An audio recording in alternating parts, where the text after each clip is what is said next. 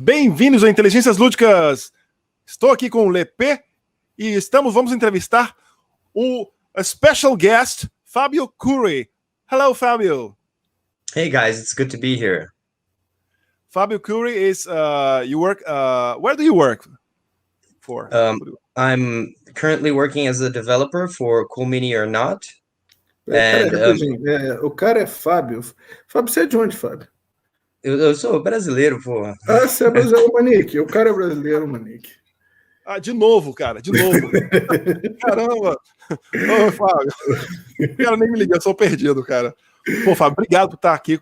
Você deu seu tempo conosco para conversarmos sobre um tema que nós curtimos muito. Que bom, tô feliz de estar aqui e, assim, brincadeirinhas à parte, assim, é legal ver que tem vários nomes aí, né, de brasileiros hoje já na indústria de jogos de tabuleiro, como Fel Barros, aí, Alex Olteano, Marco Portugal, só nomes incríveis. Jordi Adam, desculpa, senão não vou fazer a lista que ficar o dia inteiro. Isso é sensacional, ver que vocês estão, né, já trazendo o nome do Brasil em vários projetos importantes.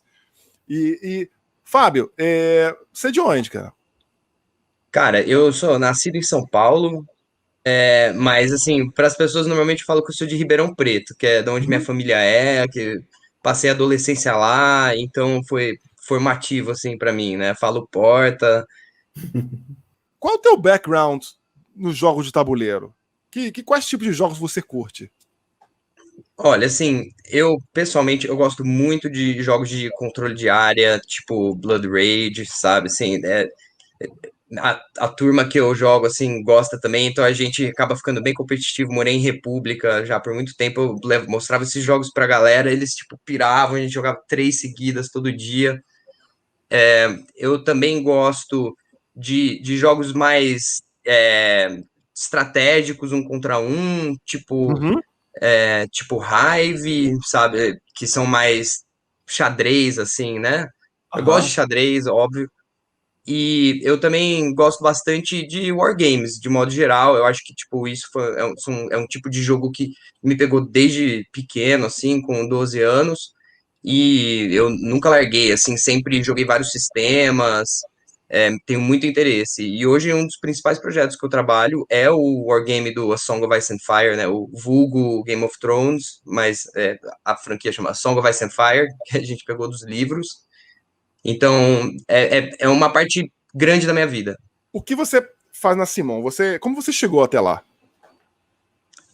Então, eu comecei como um playtester lá. Na verdade, assim, o primeiro manual do Song of Ice and Fire, que foi publicado, meu nome tá lá como playtester. E, no fim, assim, como lá a galera que desenvolve, eles têm muito giro, né? Tem sempre jogo para fazer e desenvolver. Eles precisavam de alguém cativo para ficar no A Song of Ice and Fire. Eles falaram, pô, a gente gostou muito do seu feedback. Na época, eu tinha essa disponibilidade. Eles falaram, você não quer vir aqui ficar pro Song of Ice and Fire? A gente experimenta. Aí eu achei interessante. Antes disso, eu estava trabalhando na Ubisoft, mas eu, na verdade, trabalhava na parte de vendas e inteligência de mercado, que tipo, não tinha nada a ver com criar jogos, né? E aí eles falaram, você já tem esse background de jogos. Eu falei, tipo, calma, não, nunca fiz um jogo na vida. Eles, não, mas a gente vai te ensinar e te mostrar o caminho das pedras. E agora, 3 anos e meio depois, tô aqui ainda, então, pelo visto, eu não escorreguei. E tá sendo ótimo. Eu já participei de outros projetos também, além do Song of Ice and Fire. Então, o Massive Darkness 2, eu fui o lead developer. Além disso, o Zombicide Invader, o Zombicide 2.0, o God of War Card Game também, que os designers foram o Alex Olteano e o Fel Barros, que também foi incrível trabalhar com eles, tipo, um aprendizado. Entre outros, né? Não vou ficar também aqui listando só, perdão. Já tá com uma lista boa, rapaz. Já tá com a bagagem, hein? Então, aos poucos a gente faz nome. Cara, a Cool Mini or Not começou como um site em que a gente dava nota para pintura de miniatura de outras pessoas. Eu sou dessa época, eu sou velho. E é uma, cara, uma empresa nova que ganhou assim, terreno muito, muito rápido, né? Uh, tem diversos brasileiros, né, nas suas fileiras, tem escritório no Brasil. O que a Comini or Not conseguiu enxergar no Brasil que as outras ainda não tiveram a sensibilidade de enxergar? Olha, eu não sei, porque eu cheguei e isso já estava rolando, né? De novo, eu não sou das origens da Comini or Not, de novo, Uhum. tô com eles há 3 anos e meio. Eu acho que, assim, no fim eu vou falar, vai ser meio vago, mas eu acho que sim, os brasileiros são muito dedicados e a gente tem aqui muita gente qualificada e que a princípio não tem como se expor lá fora, entendeu? E conseguir achar essas empresas lá fora. Então, realmente, você tentar caçar os talentos aqui faz muito sentido. Eu acho que hoje a gente tem uma equipe muito sólida que todo mundo contribui e completa um pedaço, então acho que não tem nenhum jogo que possa vir para cá que a gente não tem alguém que entenda daquilo, domine aquilo, Uhum. e a gente acaba.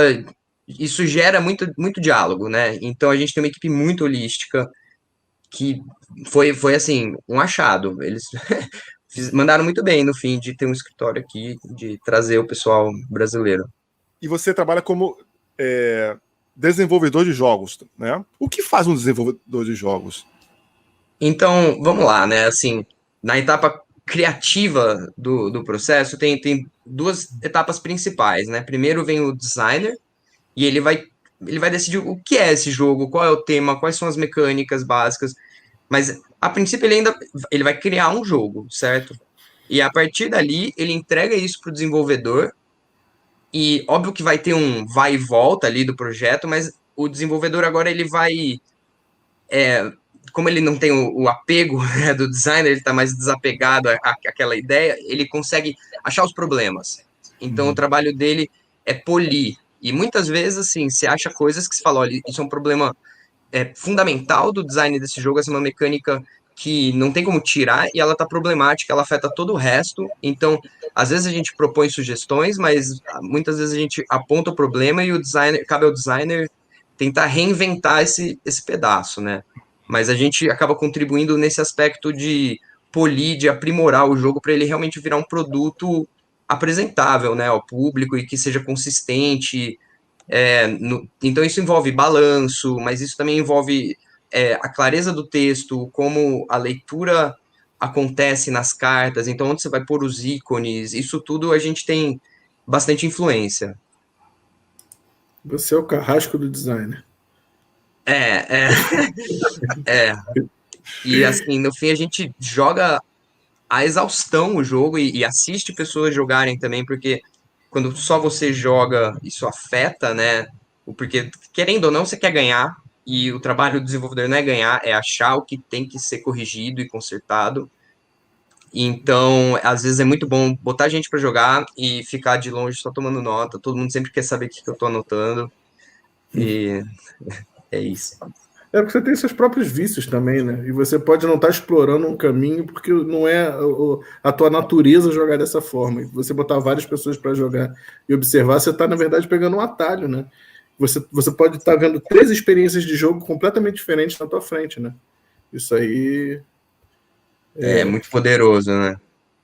E qual é a rotina do desenvolvedor de jogos? Como vivem, onde se reproduzem, o que comem, sabe? Globo Repórter. Como é que é o dia a dia do. Tá, assim, os horários são meio diferentes, porque assim, eu preciso de voluntários para fazerem playtest, certo? Para justamente eu conseguir observar essas pessoas jogando. E a galera normalmente pode ir depois do trabalho. Então meu expediente normalmente acaba tipo 10, porque a galera sai do trabalho, aí eles chegam para mim e a gente joga alguma coisa. Né? Agora, atualmente, eu faço isso de modo virtual, né? Obviamente. Além disso, então meu dia começa tarde. Eu acabo começando o dia, tipo, meio-dia, 1 da tarde. Quando eu começo cedo é 11. E o que que a gente faz? A gente reviso os arquivos da noite anterior, então, assim, terminou o playtest, eu fiz anotações, eu falei, essa cartinha aqui tá forte demais, sei lá, um exemplo simples, né? Então, eu tenho que editar e refazer esse protótipo para a noite seguinte. Além disso, eu discuto com o designer, certo? Eu falo assim, ah, o, isso, sabe, esses são os problemas que eu tô percebendo, que os padrões que estão aparecendo. E aí eu discuto soluções com eles, então, assim, a gente tem reuniões longas nesse sentido. Outras coisas que a gente faz no nosso dia a dia, é que assim, você acaba assumindo múltiplos projetos, né? Então você tem que fazer isso para várias vezes, para várias coisas. Mas a gente conversa com o pessoal de produção, e às vezes eu falo, olha, aqui a quantidade de tokens vai ter que mudar. Isso é factível? Isso cabe na caixa? Sabe assim, o que isso vai mudar no projeto? Tipo, a faca de corte da máquina que faz os tokens já foi criada, entendeu? Tipo, em que parte do processo a gente está e até onde eu consigo mexer nessas coisas. Obviamente, a galera de produção é super organizada e vai conseguir. Não é que, do jeito que eu tô falando, parece que eu também não tô acompanhando o que tá acontecendo, mas eles sempre me mantêm informados. Então, assim, é falar com os outros departamentos. Às vezes precisa criar um ícone novo, eu falo com o produtor, a gente se encontra junto com o artista gráfico e bolamos num ícone novo porque precisa para o dano diferente, ou para o token de stun, sei lá, né, depende do projeto. E muito do tempo a gente passa jogando. Então, na verdade, eu jogo com, às vezes, outros desenvolvedores, a gente já discute, a gente tenta prever o que vão ser os problemas. Aí depois, quando a galera tá livre para vir fazer playtest, eu testo com essas pessoas, já meio que sabendo o que pode acontecer e já tendo almofadado alguns problemas antes. Beleza. Qual é o maior desafio para você como desenvolvedor de jogos? É o ego de game designer? Aquelas impossible situations, sei lá, que vocês descobriram no último playtest antes, uma coisa que tem que mudar alguma coisa muito radical. Qual é o maior desafio para você nessa? Olha, eu acho que o maior desafio é que quando você está fazendo um jogo em casa, você não tem um prazo, né? Assim, você não tem uma data final para entregar. Então, é isso que você falou, né? Tipo, às vezes você acha um negócio, assim, você não vai achar um negócio que quebra o jogo inteiro no último dia, senão você não fez seu trabalho, né? Mas às vezes tá lá no final e você pensa, tipo, puta, eu poderia ter feito isso, essa mudança no jogo inteiro que teria melhorado o jogo. Não que o jogo esteja ruim, mas que deixaria muito melhor. Só que isso significa rever e rebalancear retroativamente. Aí você sabe que não tem tempo hábil. Então muitas vezes você tem que. Eu acho que isso para qualquer pessoa que trabalha em qualquer projeto artístico de forma profissional, né? Você tem que saber a hora de falar, acabou, desapegar e seja o que Deus quiser e confiar nos seus instintos. O bom é que você não está sozinho, né? Então, assim, normalmente tem um developer lead de um projeto e um outro developer que está trabalhando igualmente, né? No projeto é só que ele não vai bater o martelo. Então, tem duas pessoas já sempre tocando isso, você está sempre ouvindo um monte de feedback dos playtesters, e tem os designers, né? Que, assim, os bons designers ficam em cima do desenvolvedor para ver o que ele está fazendo, porque assim, às vezes eu devolvo alguma coisa do desenvolvimento e o cara fala, não, isso não é o que eu envisionei para o produto. Então é muito importante ter essa comunicação. Então, um designer presente ajuda muito a deixar o jogo bom, porque ele ajuda a ancorar o que é importante para aquele jogo. Deixa eu fazer uma pergunta: qual é o grau da qualidade de um protótipo para playtest da Kumine? Porque, porra, eu já joguei com papel sulfite cortado escrito a lápis, eu já em protótipos que a gente já testou. Como é que é o grau do protótipo de vocês? Então, depende da etapa do projeto que tá, certo? E depende do tamanho do projeto. Então, num wargame, tipo Song of Ice and Fire, se eu quero fazer uma unidade nova, eu tenho ali o template, sabe? Assim, o molde de que é uma carta de unidade. Então, eu troco a foto, pego do Google ali, qualquer coisa, e escrevo, porque é só texto e número, além daquela foto, e passo aquilo para os playtesters. Então, tipo, eles sabem que aquela não vai ser a arte final, mas tipo, é óbvio o que aquilo é, né? E no caso de outros jogos, tipo, por exemplo, no, no Massive Darkness, a gente teve a grande vantagem de já ter rolado uma boa parte do design e até da parte gráfica feita para o Kickstarter. Então, quando a gente foi fazer o protótipo para mostrar para os playtesters, a gente já fez com muito, não a arte final, mas algo próximo daquilo, né? Onde a gente mexia. Então, aí você vai mexer, o layout fica torto e porque você faz com pressa, mas pelo menos parecido do que a gente queria que fosse, para eles terem uma sensação aqui. A sensação de jogar é muito importante. Por isso que só o playtest digital não funciona, entendeu? Então, e eu imprimi as coisas aqui em casa e joguei fisicamente para ver. Então, assim, qual é mas pensa assim, até chegar nesse protótipo do Massive Darkness que eu falei que é vantagem que a gente já tinha arte, todo antes era rabisco em papel, ou se não, assim, é que rabiscar em papel é mais devagar do que você fazer no InDesign uma tabela de cartas e ir preenchendo aquilo de forma automática e depois cortar na guilhotina, sabe? Então, na verdade, a gente faz no computador, mas porque é mais rápido do que rabiscar até, quando você vai fazer um negócio com 300 cartas. Tem que ser, é um longo processo, é árduo, né? E falando em processo, o processo criativo, analítico de jogos, qual é esse processo? É analítico para criar, que você utiliza, né? E para lapidar as regras de um jogo? Tá, eu acho que primeiro é repertório. Cara, você tem que jogar muito, de tudo. Então, assim, sabe, quando eu ouço alguém falando, eu só jogo Euro, ou só jogo Ameritrash, ou só jogo Wargame, sabe, assim, eu quero chorar, sabe, assim, porque você tá se limitando e você acha soluções para um Wargame em mecânicas de Euro. E as coisas têm uma sobreposição muito grande. Você tem que jogar tudo, cara. Você tem que jogar tudo. Então, eu acho que tanto para design quanto para desenvolvimento, eu acho assim, se você quer ser um bom artista gráfico de jogo, você tem que jogar tudo também, para você entender, de novo, o layout da carta, onde você vai pôr sombra na coluna da barrinha, onde não precisa, porque isso vai confundir a pessoa. E- então, eu acho que a principal dica é repertório. E aí a segunda parte é experimentação. Então, pôr a mão na massa e jogar. Então, tipo, eu quero criar um jogo, eu quero desenvolver um jogo. Eu posso olhar o negócio e fazer um theorycraft, tipo, a princípio eu já joguei tanto a Song of Ice and Fire que se eu vejo um negócio que me parece desbalanceado, eu consigo com muita frequência acertar, sem jogar a princípio. Mas eu não sou louco de fazer isso, sabe? Então eu vou jogar. Então, assim, você quer ver se tá balanceado, você tem que jogar. Uma vez? Não. 100, sabe? Para confirmar, né, a tua Para teoria, né? confirmar, é um trabalho, 8 horas por dia, sabe? Tipo, a galera até brincar, o desenvolvedor tem que odiar o jogo para você não precisar odiar o jogo, sabe?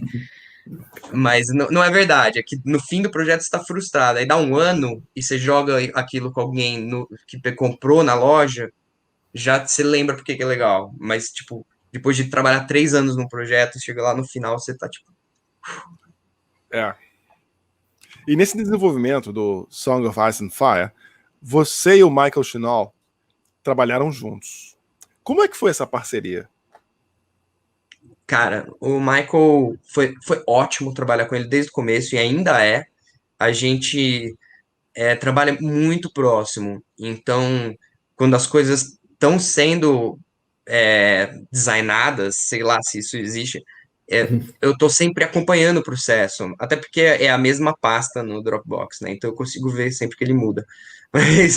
Mas mais do que isso, a gente conversa, né? Então, assim, a gente tem reuniões frequentes falando sobre qual a direção do design para na hora do desenvolvimento eu já tá preparado. Aí, óbvio que eu dou muitas sugestões, né? E aí depois disso tem aquela fase que a gente chama de divine, né? Que é o design e o desenvolvimento ao mesmo tempo. Então, enquanto eu estou balanceando, eu também estou preocupado com as habilidades e com a diversão. Tipo, essa unidade tá balanceada, mas ela não representa o que a gente queria. Tipo, esse lobo tá mais parecendo um dragão, sei lá, sabe? Não, vamos fazer o lobo parar de cuspir fogo, não faz sentido. Então, essas coisas a gente tem que pensar muito. E aí depois rola uma parte mais números. E aí quando termina tudo isso, a princípio eu posso, tipo, bater o martelo e vai. Só que aí a gente volta e reflete também. E a questão é que, como o design de coisas que ainda nem saíram, já foram projetadas quando a gente decidiu fazer o jogo há 5 anos atrás, elas já existem, então toda vez que rola um passe de desenvolvimento, ou de mudança de edição, essas coisas já estão, na verdade, no catálogo ali, sendo atualizadas e balanceadas também, para elas acompanharem, para daqui, sei lá, 3 anos, se lançar alguma coisa que foi tão antiga, a gente não tem que refazer do zero, ela está sempre acompanhando. Então, os playtesters, eles sabem do meta futuro, sei lá, porque não faz sentido a gente lançar, tipo, a gente não planejar essas coisas, daria muito problema, né? Então, no caso do Wargame, como é um negócio contínuo, é um pouco mais complicado e requer mais tempo. O que eu acho legal do jogo é que ele tem elementos de wargame, ele é quase um card game, tem o gerenciamento de recurso, e tem o tactical board, né, que tem quase que um toque de worker placement ali, né, dependendo de quantos não combatentes você tenha. E eu acho que isso torna o jogo muito original, né, principalmente o tactical board. Essa mecânica, ela já existia no início do desenvolvimento ou ela surgiu depois? Porque ela é 100% temática, né? Eu não sei dizer. Quando eu entrei como playtester, isso já existia, já era uma mecânica do jogo, do jeito que funciona, muito parecido do jeito que funciona agora. Mecanicamente igual, só valores diferentes. E nesse jogo, como você mesmo falou, né, o equilíbrio que você montou lá atrás, né, as primeiras casas, e daqui a pouco, eu vi agora que foi anunciado os Greyjoys, foi anunciado agora, eu falei, caramba, nossa, e aí você tá vendo que lá atrás, né, vocês devem estar fazendo para que fique tudo bonitinho e tenha um equilíbrio entre todas as casas lançadas, né. Esses exércitos são equilibrados, né, mas ao mesmo tempo, cada um possui um comportamento diferente no campo de batalha, né. Como é que você equilibrar essa jogabilidade e se manter fiel ao lore criado pelo R.R. Martin? Como é que foi isso, cara? Putz, isso é complicado, mas isso requer muito planejamento anterior. Então, assim, mesmo os Greyjoys, que são uma facção que não tinham unidades criadas no primeiro dia, né? Porque elas, obviamente, dependiam do sucesso do projeto. Mas elas já tinham 3 parágrafos falando assim, ó, esse design space vai ser reservado para os Greyjoys, para manter eles fiéis à lore. Então, a gente tem muito disso, e tudo bem ter overlap, tipo, mais de uma facção pode trabalhar com pânico, né, porque senão fica muito limitado, mas elas têm que trabalhar de formas diferentes, e como elas sinergizam, então tem umas que aumentam o dano de pânico, outras que curam quando dão pânico, e coisas assim. Eu vi tua batalha com os Baratheon, aquele que eu vi lá no você, acho que foi você e o Michael Chinal. Isso, pelo site da Comini, isso. Foi sensacional esse. Eu já vi umas 2 vezes, já sei até o final. Como é o cenário competitivo do jogo? Porque isso aí é uma coisa que é muito forte em qualquer wargame, né? Então, agora é muito complicado, cara. A gente tá quase 2 anos, então o cenário competitivo de todos os jogos, né, que são presenciais, foram fortemente abalados. E então, assim, não dá muito pra gente dizer, eu não sei te dizer qual é o futuro, porque há 2 anos atrás eu achava que isso tudo ia durar 4 meses, né? E são 2 experiências muito diferentes. Você jogar Sim. com um cara que joga para torneio e o cara que joga for fun, né? Sim. Porque o cara que joga for fun, ele vai botar as unidades que ele gosta, sabe? As coisas que ele tem tesão de pintar. É isso que vai para a mesa. Enquanto o cara que joga para wargame, ele vai no min-max, sabe? Ele cumpre os pré-requisitos para fazer o exército, mas ele quer botar o exército mais forte possível, né? E, cara, esse jogo é tanta variação possível, sabe? Porque você pode mudar, você mudando os camaradas do Tactical Board, você muda o comportamento do exército na mesa, sabe? Eu acho isso muito maneiro. Sim. Pô, eu joguei 40k durante um tempão, né? E no 40k, cara, é aquela coisa, é o exército da vez, que é o que todo mundo vai jogar e que no campeonato vai bombar, entendeu? É o último Codex, é ele que manda, né? Mas esse jogo tem essa preocupação de manter todas as casas sempre funcionando. Cara, eu acho isso muito, muito fantástico, entendeu? Eu acho que um dos segredos disso, na verdade, é que você faz as subfacções e as coisas que têm relação temática terem sinergia mecânica. E ao fazer isso, a pessoa, igual você falou, o cara que tá jogando em casa pela diversão de fazer a facção favorita dele e não tá preocupado em ganhar a qualquer custo, ele vai conseguir jogar contra o cara de ganhar a qualquer custo, porque você criou aquela estrutura para ele poder fazer isso. Porque o cara que decide jogar de Lannister misturado com Bolton para imitar o casamento vermelho, ele consegue, porque aquelas coisas têm a ver mecanicamente.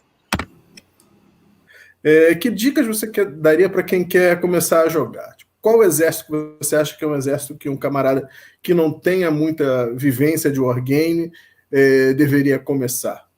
Stark versus Lannister é uma ótima caixa, porque aí você começa com alguém e você se desenvolvem juntos.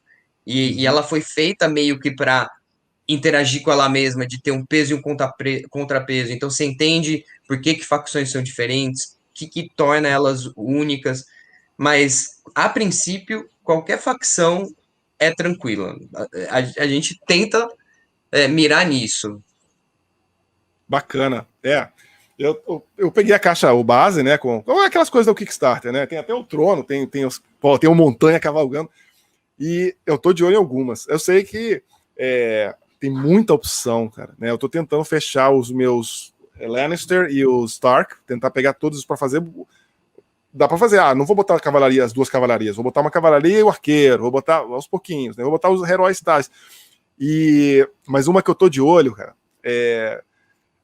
que é que tem os gigantes, que é o Free Folk. Nossa! Aí, assim, eu tento fazer um board game, né? Na verdade, um tabletop game, mas com opção. Caso um amigo meu não tenha, se bem que eu já tenho 3 amigos que eu já apresentei e os 3 acabaram pegando o jogo. Obrigado, Lepê, porque foi o Lepê que tinha me falado na época. E aí ele tem também os 2, tem a caixa base. Aí eu peguei o Free Folk para mim, quer dizer, eu vou pegar o Free Folk para mim, o outro amigo quer pegar o Baratheon quando eu estiver aqui no Brasil também. E cada um tem você vai jogar de Free Folk? Então vai jogar com o Baratheon. E aí tem uma se bem que eu já vi, cara, dá para dominar um exército, você tem muita coisa para fazer. Você tem muita possibilidade, né? É treino. E assim, uma coisa que existe no que a galera joga em torneio, mas eu recomendo que mesmo que você vai jogar em casa, você faça isso, você vá com duas listas preparadas, vai com 2 times. Mesmo que você só troque o comandante, tá ligado? Isso já é o suficiente para ser 2 times totalmente diferentes. E então você não tem que ter mais miniaturas ou menos, né? Tipo, você sempre vai conseguir fazer isso. E na hora de jogar, você sorteia lá o modo de jogo, algo assim, e você sabendo do seu adversário, isso já cria um jogo, assim, dentro do jogo, né? De, putz, será que ele vai usar o time A ou B dele? Eu acho bem divertido e também te mostra as possibilidades e variedades, assim. Há muito tempo, o Lepê, que joga muito skirmish comigo, as coisas assim, há muito tempo eu não estou tão empolgado com um jogo como esse. O Lepê sabe que eu fico enchendo a paciência dele. Pô, cara, olha só, dá para fazer isso, dá para fazer aquilo, né, Lepê? Você sabe disso. Foi uma experiência fantástica, né? Dei um tal serinho no amigo meu que jogou de Bolton com Lannister e eu joguei de Free Folk. Mas varri ele da face da terra mesmo, cara. Foi um negócio lindo de ver. Dá uma satisfação, não dá? É muito bom. Ganhar é bom, é foda. E falando você falou sobre montar o exército A e B e tudo mais, qual é a quantidade de pontos que você recomenda para as primeiras partidas? E depois de quanto tempo você acha que ela pode passar por umas batalhas maiores? Cara, eu acredito que, assim, se você nunca jogou nenhum wargame, tipo assim, nunca nem jogou X-Wing e fez uma demo de X-Wing, sabe assim, joga com 30 Tá. e um NCU. Se você jogou já uma demo de X-Wing, assim, qualquer experiência com wargames, eu acredito que já dá para você chegar jogando 40 pontos.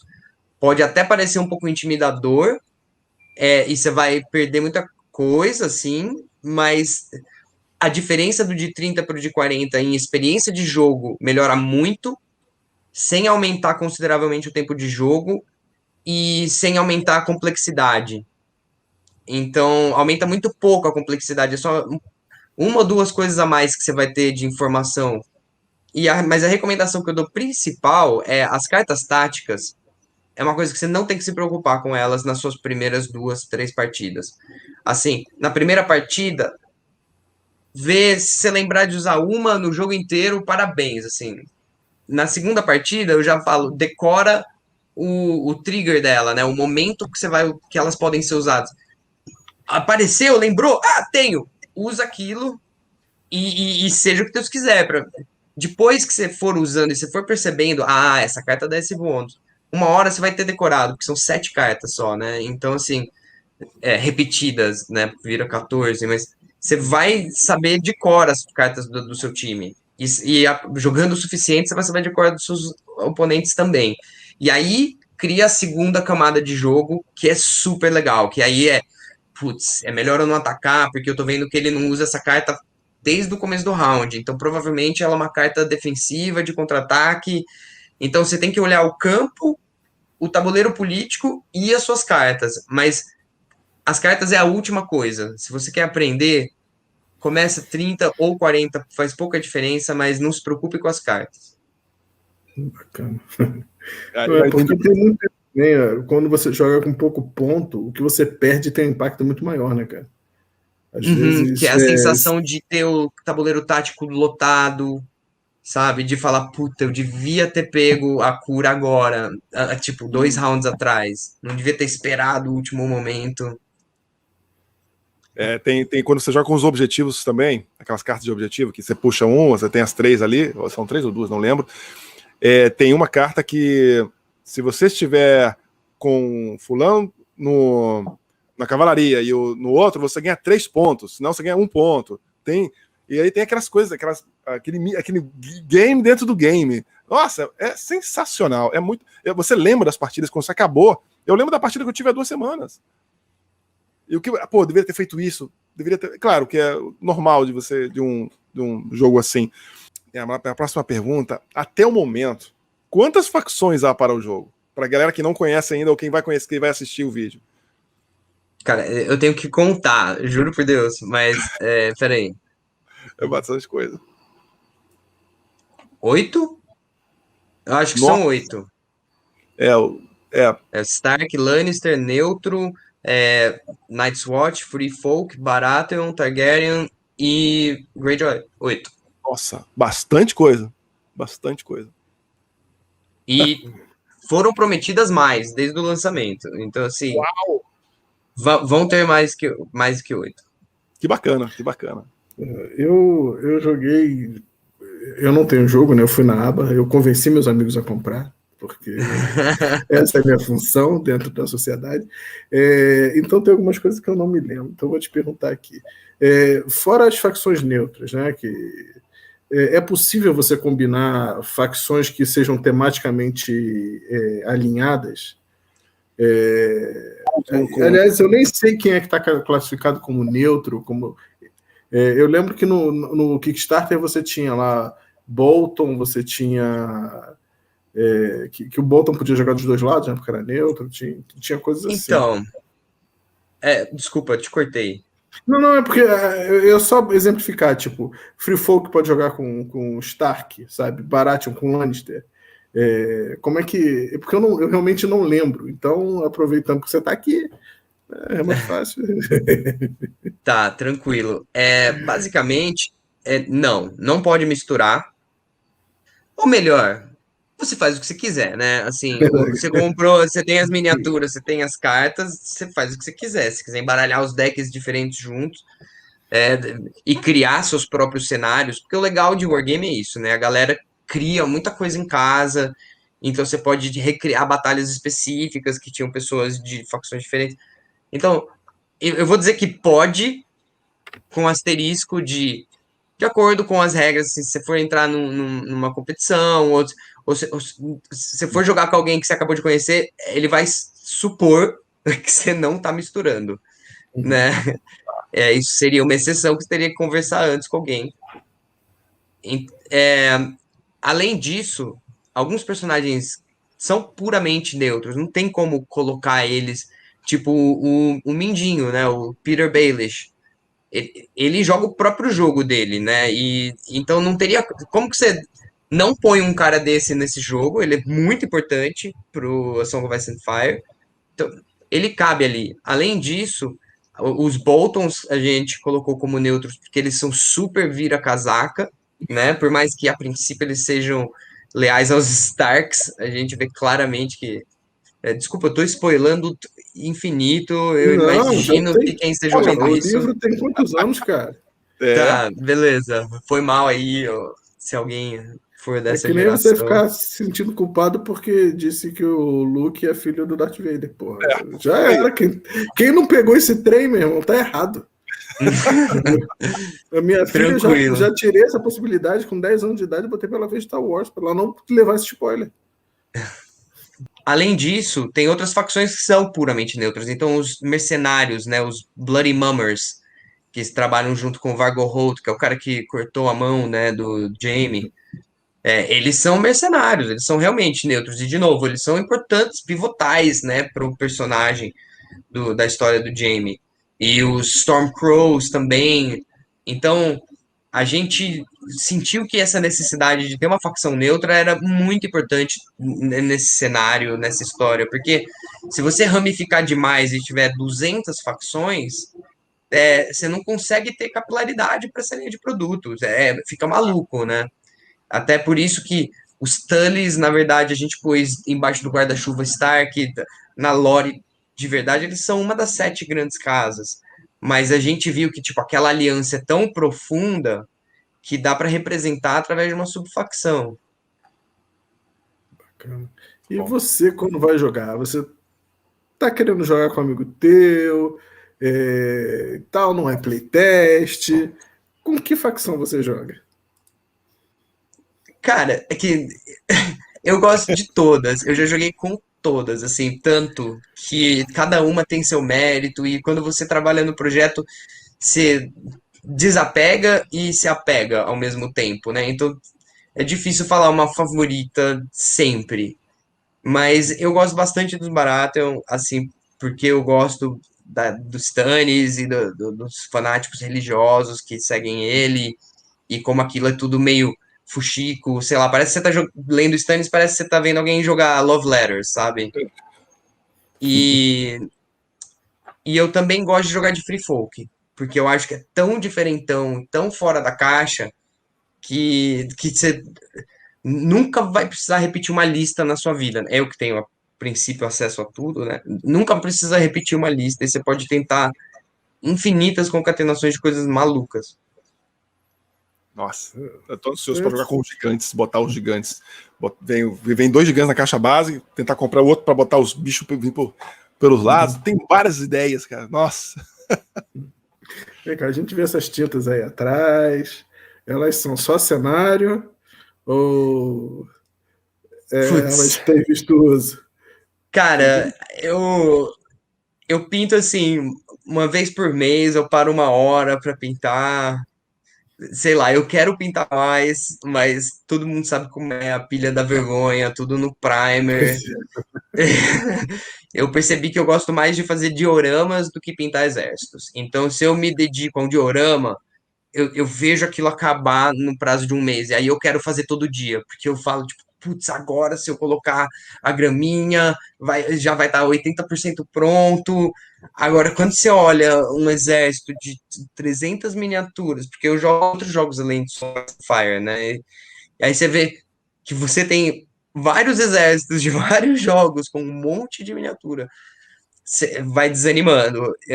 Eu até tenho, às vezes eu peço tipo para um amigo meu que eu gosto do jeito que ele pinta para fazer algumas para mim, a gente faz um bem bolado, porque é muito volume. Tem um amigo meu que ele mora lá, peraí, ele tá morando agora onde? Porque ele mora lá fora, mora nos Estados Unidos, né? E, cara, ele comprou, o que tá saindo, ele tá comprando. Ele tá pintando tudo, tá ficando tudo muito lindo. Eu vou ver se eu consigo pegar uma foto e botar aqui depois, depois que eu editar isso aqui. Cara, cada coisa linda, cara. Os Baratheon, que é o predileto dele, pintou com um negócio de amarelo. Pô, lindo. As correntes, pô, lindo, lindo.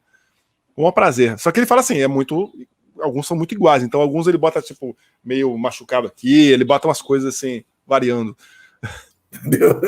Agora, o prazer de pintar essas miniaturas do Song of Ice and Fire é indescritível, porque elas são muito detalhadas, são muito bonitas, são... Eu não sei, já existia antes, não já? Não é da Dark Sword, não era? Então, não, a Dark Sword, ela detém os direitos, e eles têm uma linha de miniaturas em estanho, se eu não me engano, que sim, vale no campeonato. Se você comprar as miniaturas de estanho dele, porque você gostou da escultura, mesmo a escala não estando exatamente igual, ela vale no campeonato. Porque a gente sublicenciou deles. Mas aí, a partir do momento que ele liberou pra gente, a gente tem a Big Child Creatives, que é uma empresa que a gente contratou para fazer, e os caras são animais, né?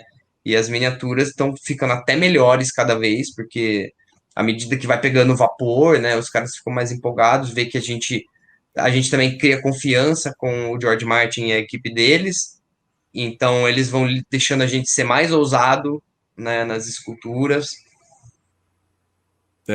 Não, e o jogo, cara, tudo tá funcionando, cara. São as esculturas, são as miniaturas, né? São a regra, as rules, né, que vocês criaram. Você se sente no jogo, você se sente no livro. Não é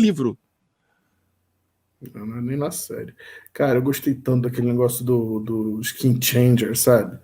Eu gostei muito do Free Folk por causa disso. Tem mecânicas tão originais e tão próprias ao lore Os Bolton? Eu bati neles com vontade. Eu gostei demais do Free Folk.